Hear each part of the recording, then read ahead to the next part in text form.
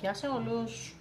Σήμερα θα σας δείξω τη συλλογή που έχω από Funko, τα οποία τα έχω προς πώληση. Δεν είναι vaulted και δεν με πολύ ενδιαφέρουν, από την αλήθεια. Δεν μ' αρέσουν κιόλας. Δηλαδή, οπτικά είναι ωραία, αλλά δεν είναι σε αυτό που θα επέλεγα εγώ να κρατήσω. Ένα λοιπόν από τα κομμάτια που θα σας δείξω σήμερα είναι αυτό. Ανίχιλος λέγεται. Το οποίο θα το βγάλω από το κουτί του για να το δούμε καλύτερα.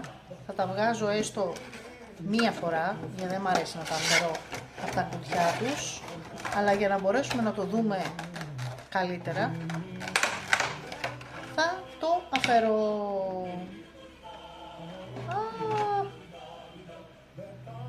Ωραίο είναι. Πώς σας φαίνεται? Καλό είναι. Και αυτό έχει το ίδιο πράγμα με το άλλο που δεν μου άρεσε.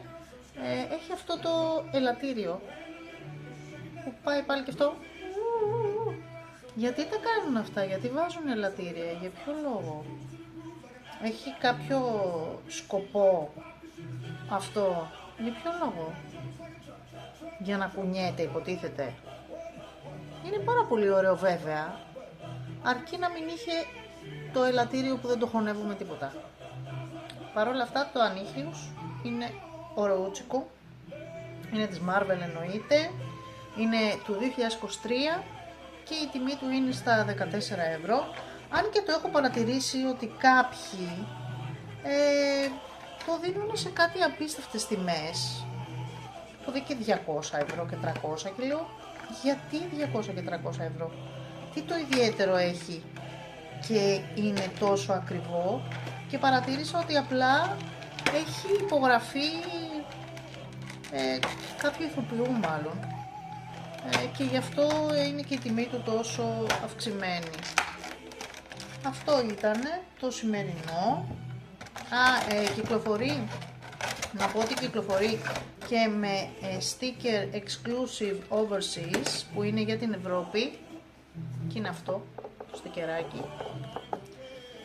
Το κουτί του εντάξει, ok, θα μπορούσε να είναι και καλύτερο. Έχει ένα μικρό σαν βαθούλωμα εδώ, κάπως σαν να το έχουν πατήσει λίγο με κάποια άλλα. Κατά τα άλλα, σε γενικές γραμμές είναι πάρα πολύ καλό το κουτάκι του, δεν έχει κάποιο ψεγάδι, είναι μια χαρά. Ελπίζω να σας αρέσει, θα προσπαθήσω να βρω κάποια στιγμή και τα άλλα, να τα κάνουμε όλα μαζί, μια συλλογή. Αυτά από μένα. Αν σας αρέσει το βίντεο,